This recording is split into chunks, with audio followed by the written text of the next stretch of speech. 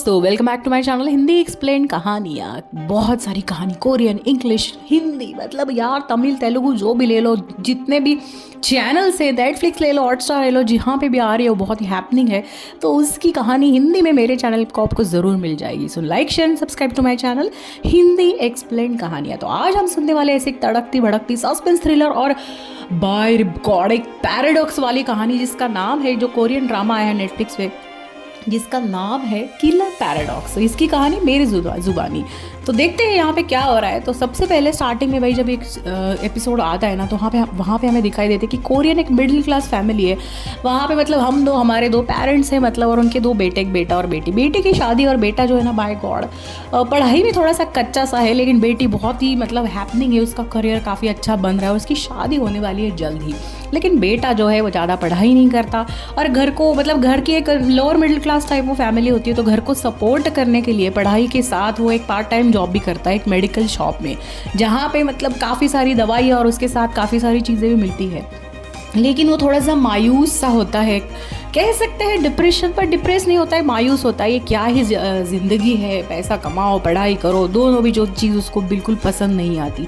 लेकिन जैसे तैसे परिवार को हेल्प करने के लिए वहाँ पे वो पार्ट टाइम जॉब करता है, वहाँ से रोज़ उठता है, स्कूल जाता है, ठीक ठाक से पढ़ाई करता है, कभी फेल होता है, कभी पास होता है, और वहाँ पे पार्ट टाइम जॉब भी कर लेता है। उसके बाद घर लौटता है, लेकिन वो डरा डरा सा रहता है और मायूस, ज़िंदगी से बहुत मायूस होता है। उनके जो फ्रेंड्स होते हैं स्कूल में, वो भी उसकी काफ़ी मजाक उड़ाते रहते हैं। तो उसका कुछ ड्रीम होता है, बाय गॉड ये कंट्री छोड़ के कहीं तो भाग जाऊँ, ये सारी रियलिटी से कभी तो भाग जाऊँ। तो ऐसे एक दिन भाई वो मायूस सा अपने घर पे वापस लौटता होता है, काफ़ी मायूस होता है, क्या ही ज़िंदगी है बाय गॉड मेरी ये।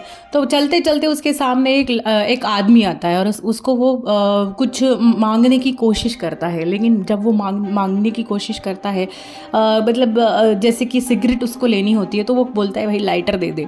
तो वो उसको मना करता है, लेकिन मना करने के बावजूद वो उसके पीछे ही पड़ जाता है। वो जो आदमी बहुत भयंकर होता है, अंधेरा होता है, गलियाँ सुनसान होती है, उस गली में वो दोनों जाते हुए आते हैं, और वो बंदा उसके पीछे पड़ जाता है। तो इसके हाथ में भाई एक हथौड़ा होता है, वो हथौड़ा वो उसी मेडिकल शॉप से लेके आ रहा होता है, क्योंकि उसको घर पे एक पेंटिंग लगवाना होता है। तो वो हथौड़ा उसको हाथ में ही होता है। तो भाई वो आदमी जब उसके पीछे पड़ता है ना, बाय गॉड, वो उसको बहुत गुस्सा आता है, पहले से ज़िंदगी से मायूस होता है, उसको बहुत गुस्सा आता है, और वो जोर से वो हथौड़ा उसको मार देता है गुस्से में, और मारने के बाद वो बंदा वहीं पे ऑन द स्पॉट मर जाता है।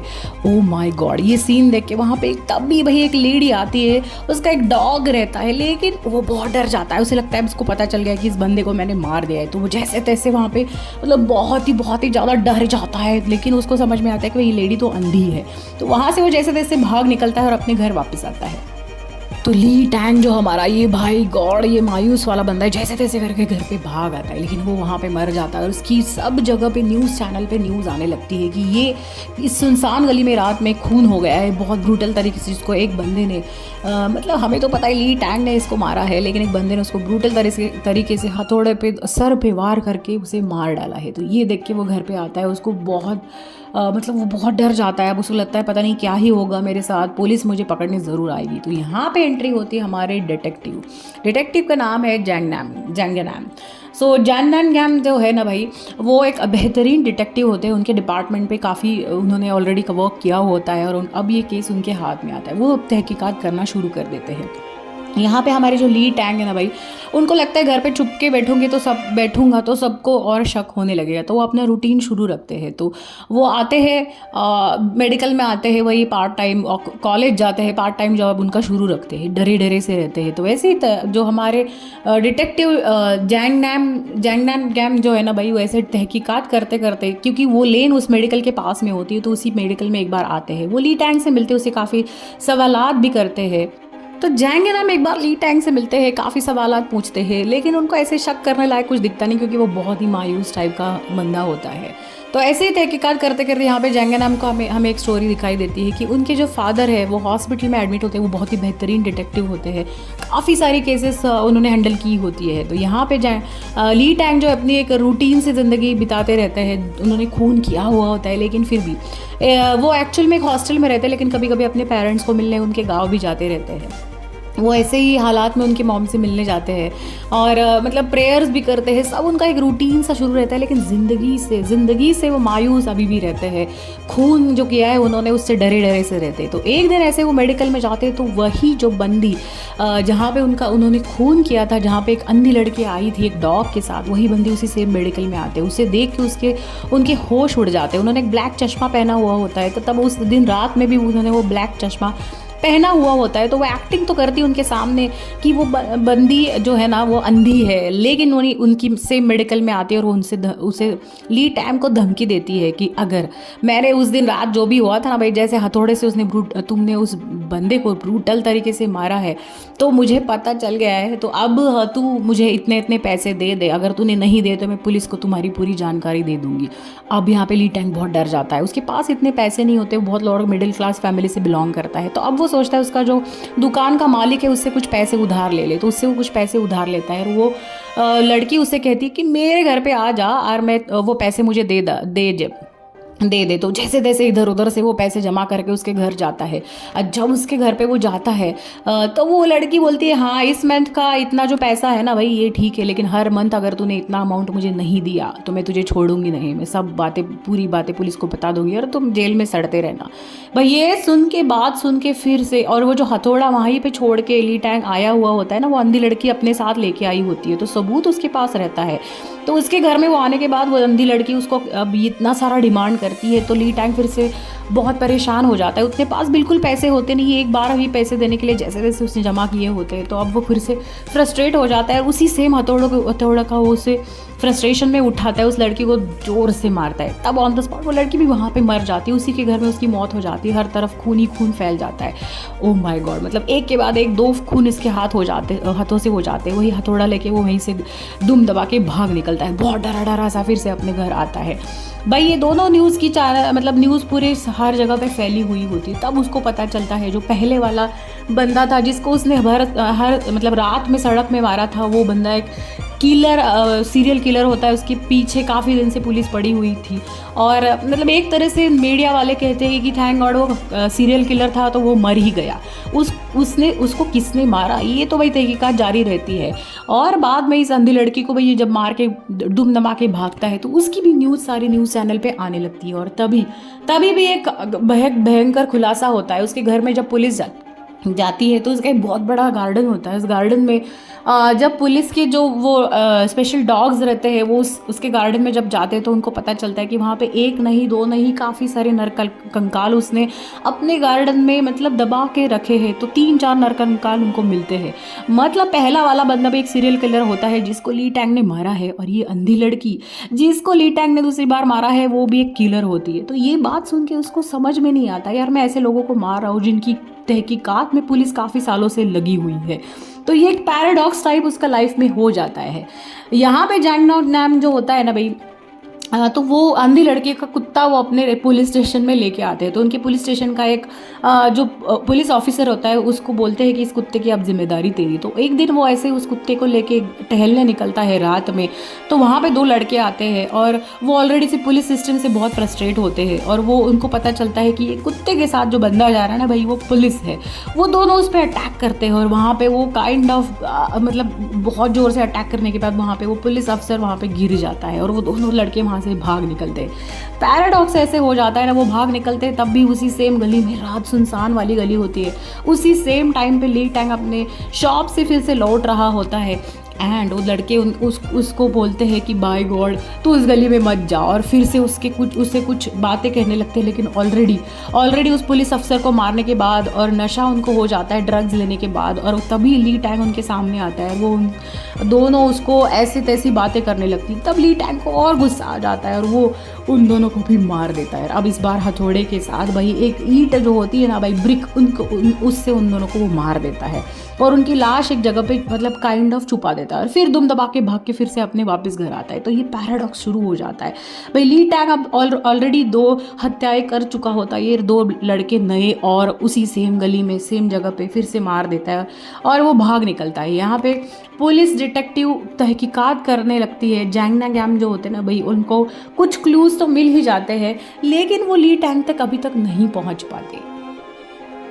तो जैंगे नाम जो है ना भाई, हमारे डिटेक्टिव, उनकी एक story, life story in parallel चलती है। उनके फादर ऑलरेडी लाइफ सपोर्ट पे होते हैं, वेंटिलेटर पे उनके फादर होते हैं। उनकी माँ उनसे नाराज़ होती है और वो उनसे, उनके फादर से बहुत नाराज़ होते हैं क्योंकि बचपन में उन्होंने उनके साथ अच्छा सलूक नहीं किया होता है। तो यहाँ पे बात कुछ ऐसी हो जाती है, जो दो लड़के जिनको ली टैंग ने हाल ही में मारा है, ली टैंग ने हाल ही में मारा है भाई, उनकी एक फिर से कहानी सी जुड़ जाती है। तो यहाँ पे एंट्री होती है एक अब इंसान की, जिसकी एक छोटी टीनेजर लड़की होती है और वो लड़की के साथ उसी दो लड़कों ने रेप किया हुआ होता है। लेकिन सबूत ना मिलने के कारण वो दोनों लड़के ऐसे ही, मतलब रिच फैमिली से बिलोंग करते हैं और सबूत वो मिटा देते हैं और इस वजह से वो इधर उधर घूमने, मतलब उनके कोई पुलिस केस उन पे होता नहीं है और वो ऐसे ही शरारतें और मतलब काफ़ी सारे गुनाह करते रहते हैं। उसी दो बंदों को भाई ली टैंग मार देता है और जिस लड़की पे वो रेप करते हैं ना भाई, वो नाबालिग लड़की होती है। उनके फादर जो होते हैं उनको पता होता है कि यही दो लड़के हैं, लेकिन वो कुछ कर नहीं पाते। तो बात कुछ ऐसे हो जाती है कि भाई उन दोनों को लिंक किया जाता है। वो जो लड़की जिसके साथ रेप हुआ होता है वो आत्महत्या कर लेती है। उसकी वजह से उसके फादर बहुत मायूस होते हैं। उनको ऐसे लगता है मेरी बेटी के साथ इन्होंने रेप किया, फिर भी ये रिच है, इनके पास पैसा है और ऐसे खुले घूम रहे हैं, और मेरी बेटी जिसने अब उन लोगों ने रेप करने की वजह से उसकी मतलब उसने आत्महत्या कर ली। तो वो बहुत मायूस होते हैं। वो कितने दिनों से सोचते रहते हैं कि इन दोनों के साथ कुछ ना कुछ बुरा हो जाना चाहिए। तो जब भाई ली टैंग उन दोनों को मारता है, तभी वो उसके फादर जो है ना भाई, उनके पीछा उन दोनों लड़कों का पीछा कर रहे होते हैं। तो भाई मतलब ये इतना पैराडॉक्स पे पैराडॉक्स, तो भाई गुगली पे गुगली, ट्विस्ट पे ट्विस्ट होते जाते रहता है। मतलब पहला जो किलर होता है, मतलब ली टैंग जो सबसे पहले बंदे को मारता है ना, वो सीरियल किलर निकलता है। दूसरी जो अंधी लड़की है जिसको वो मारता है भाई, आउट ऑफ एंगर और फ्रस्ट्रेशन जिसको मारता है भाई, उसने उस लड़की ने भी ऑलरेडी 2-3 लोगों को मार के उनके कंकाल, उनकी लाशें उसी के गार्डन में छुपाई हुई होती है। और ये दो नए लड़के जिनको ली टैंग मारता है वो रेपिस्ट होते हैं और बहुत रिच होते हैं। मतलब ये पैराडॉक्स उसकी लाइफ में होता है कि वो ऐसे बंदों को मारे जा रहा है जिन्होंने ऑलरेडी बहुत गुनाह किए और पुलिस उनको कब कितने सारे सालों से ढूंढते जा रही है। तो यहाँ पे ये पैराडॉक्स हुआ है। तो भाई ये सोच के उसको अजीब व गरीब लगने लगता है कि ये मेरी ज़िंदगी में क्या ही हो रहा है। अब भाई पुलिस उस तक पहुंच जाएगी। इतने क्लूज़ जो जैंग जो डिटेक्टिव रहते हैं उनके पास अब आ जाते हैं। अब उसको लगता है कि अगर मैंने यहाँ से नहीं भागा तो पुलिस मुझे पकड़ लेगी। तो जब वो मतलब अब वो बहुत फ्रस्ट्रेशन में होता है और उसको बहुत लो फीलिंग होती है और वो डरा सा रहता है। तभी भाई उसकी मोबाइल पे एक मैसेज आता है। तो मैसेज जो आता है तो वो super heroes, only for super heroes करके वो मैसेजर का नाम होता है। तो वो मैसेजर ऐसे उसको बोलता है कि तूने जितने भी लोगों को मारा है ना भाई, वो सब ऑलरेडी किलर है। तो इतना तो बुरा मत मान, तू एक अच्छा काम कर रहा है। अगर तुझे ऐसे लगता है कि मैं मतलब तुझे यहाँ से भागना है या तुझे किसी और चीज़ की ज़रूरत है, तो तू मुझे इस जगह पे आके मिल। पहले तो उसे लगता है यार ये इस बंदे को कैसे पता चला है कि मतलब जिसका पुलिस तक पता नहीं चला है कि मैंने इन लोगों को मारा है, इस बंदे को कैसे पता चल गया है। तो उसको लगता है, पहले तो इसको लगता है कि ये कोई पुलिस वाला ही कर रहा है। तो इसलिए वो सारे मैसेजेस अपने फ़ोन से डिलीट करता है और भागने की कोशिश करता है। लेकिन फिर से कुछ मैसेजेस उसके फ़ोन पे उसी सेम नंबर से, ओनली फॉर सुपर हीरोज़ करके आते रहते हैं। तो अब उसे लगता है अगर पुलिस से बचना है तो शायद यही एक जो मैसेंजर है वही मुझे हेल्प कर सकता है। तो एक दिन उससे वो कोऑर्डिनेट करके एक जगह पे आता है और उसके घर में आने के बाद उसको सामने एक छोटा सा लड़का दिखाई देता है, जिसका घर ऐसे बहुत ही ज़्यादा हाई फाई टेक्नोलॉजी से भरपूर होता है, जहाँ पे बहुत सारे कंप्यूटर्स होते हैं और बहुत सारे super heroes, iron man, Batman के स्टैचूज़ होते हैं। पहले उसको समझ में नहीं आता है कि ये बंदा कौन है, इसको कैसे पता चला कि मैंने इन लोगों को मारा है। वो बंदा उसे कहता है कि बाय गॉड, मतलब तू एक अच्छा काम कर रहा है और इस काम में मदद करने के लिए मैं तैयार हूँ। बाय, ये क्या पैराडॉक्स है, ये क्या है सब भाई। ये सब जंजाल जो चल रहा है ना भाई ली टैंग के साथ, ये कुछ उसी ने किया हुआ जंजाल है। इससे वो बच पाएगा या नहीं, आगे क्या ही होगा, ये सब देखने के लिए तो भाई आपको नेक्स्ट एपिसोड ही देखने पड़ेंगे। So, मेरे चैनल पे जिसका नाम है Hindi explain Kahaniyan. So like share and subscribe to my channel. Till then बहुत सारी मूवीज़ देखिए, एंजॉय, बाय बाय।